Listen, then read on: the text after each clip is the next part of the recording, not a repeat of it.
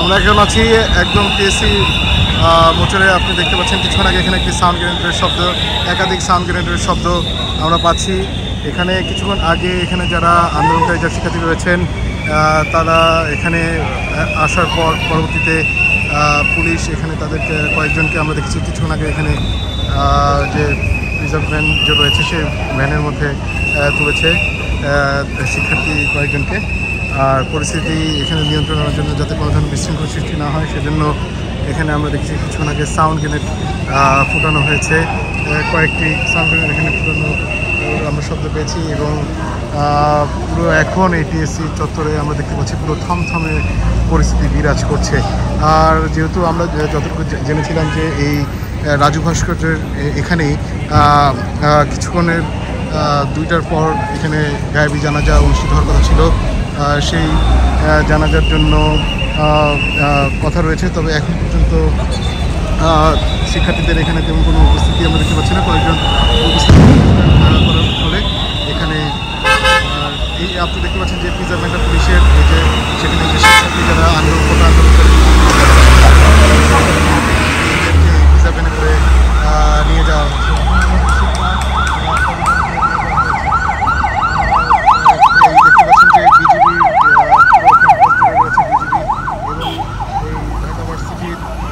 ভেতরে প্রবেশের ক্ষেত্রে আমরা দেখি যে শাহবাগ থেকে যে প্রবেশ পথগুলো রয়েছে সেই প্রবেশ পথগুলোতে পুলিশের পক্ষ থেকে চেকিং বসানো হয়েছে এবং বহিরাগত কাউকেই ঢাকা বিশ্ববিদ্যালয় ক্যাম্পাসে অবস্থান করতে দেওয়া হচ্ছে না এবং কাউকে প্রবেশ করতে দেওয়া হচ্ছে না।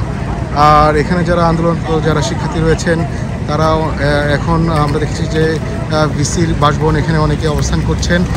আর এখানে আইনশৃঙ্খলা বাহিনী যারা রয়েছেন তারা সতর্ক অবস্থানে রয়েছেন এবং কোনো ধরনের অনাকাঙ্ক্ষিত পরিস্থিতি সৃষ্টি হওয়ার চেষ্টা করার সাথে সাথেই তারা আমরা দেখতে পাচ্ছি যে দ্রুত আইনগত ব্যবস্থা তারা নেওয়ার চেষ্টা করছেন।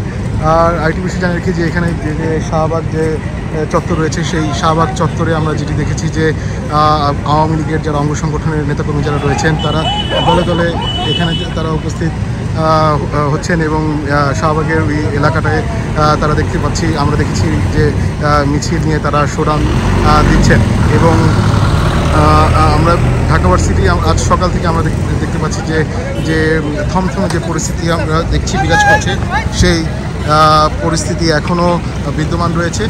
আর আপনাদের জানিয়ে রাখি যে আমরা সকাল থেকে দেখেছি এর মধ্যে যে যেহেতু সকালে সিন্ডিকেট সভার যে বৈঠক জরুরি মিটিং অনুষ্ঠিত হয়েছে সেই জরুরি মিটিংয়ের পরবর্তীতে আমরা দেখেছি যে সিদ্ধান্ত নেওয়া হয়েছে যে ঢাকা বিশ্ববিদ্যালয় বন্ধ ঘোষণা করা হয়েছে সিন্ডিকেট সভা থেকে এবং আজ সন্ধ্যা 6টার মধ্যে এই শিক্ষার্থীদের হল ছাড়ার নির্দেশ দেওয়া হয়েছে এবং আমরা দেখতে পাচ্ছি যে একে একে শিক্ষার্থীরা তাদের জরুরি জিনিসপত্র নিয়ে তারা হল ছাড়ছেন এবং তারা বলছেন যে কেউ গ্রামে বাড়ি যাবেন বা কেউ আত্মীয় স্বজনের বাসায় গিয়ে সাময়িকভাবে অবস্থান করবেন। তবে এই উদ্বুদ্ধ যে পরিস্থিতি এখন সৃষ্টি হয়েছে এই প্রাঙ্গণে, সেই পরিস্থিতি থেকে তারা পরিত্রাণ চান। তারা যারা হল ছাড়ছেন তারা আমাদেরকে জানিয়েছেন যে তারা শান্তিপূর্ণভাবে এর সুষ্ঠু সমাধান চান এবং খুব দ্রুত যেন এই তদন্ত করে দোষীদের বিচারের আওতায় আনার দাবি জানিয়েছেন এবং সুষ্ঠু সমাধানের মাধ্যমে এটি থেকে তারা মুক্তি চান। যে এখন আমরা দেখতে পাচ্ছি এখানে যে রাজু ভাস্কর্যের সামনে কথা বলার চেষ্টা করছেন একজন গণমাধ্যম কর্মীরা, তাকে তার কথা শোনার চেষ্টা করছেন। আমরা চেষ্টা করব যে তিনি কি বলতে চাচ্ছেন শোনার জন্য।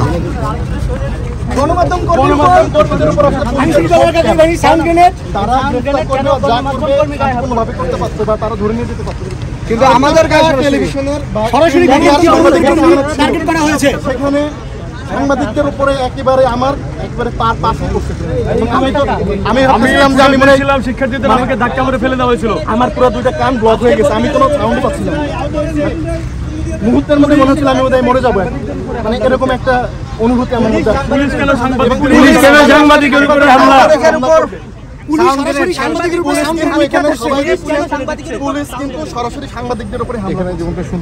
এখানে গণমাধ্যম যারা কর্মী রয়েছেন তারা এখানে কাজ করার সময় যে কোটা সংস্কার আন্দোলনকারী যারা রয়েছেন তারা এখানে আসার পর একটি বিশৃঙ্খলা পরিস্থিতি সৃষ্টি হওয়ার পরে গণমাধ্যম কর্মীরা সেই বিষয়গুলো ধারণ করার চেষ্টা করছিলেন। সেই মুহূর্তে পুলিশের পক্ষ থেকে আচমকা যে সাউন্ড গ্রেনেড মারা হয়েছিল এবং এখানে আমরা দেখছি একজন গণমাধ্যম কর্মী আহত হয়েছেন এবং অনেকের যে বিকট শব্দের কারণে কানে ব্যাপক ক্ষতি হয়েছে এবং সেই অভিযোগগুলো তারা জানাচ্ছিলেন। আর দেখতে পাচ্ছেন যে এই ঢাকা ভার্সিটিতে এখন যে চারোদিকে বলা চলে আইনশৃঙ্খলা বাহিনীর একাধিক ইউনিট এখানে উপস্থিত রয়েছেন, সাজোয়া যানবাহন নিয়ে তারা এখানে অবস্থান করছেন এবং তারা বলছেন যে আর কোনো ধরনের বিশৃঙ্খলা করতে দেওয়া হবে না এবং সব ধরনের নিরাপত্তা তারা নিয়েছেন, এরকমটা দাবি করা হচ্ছে আইনশৃঙ্খলা বাহিনীর পক্ষ থেকে। জি, এই ছিল আমার কাছে ঢাকা বিশ্ববিদ্যালয়ের সবশেষ অবস্থা।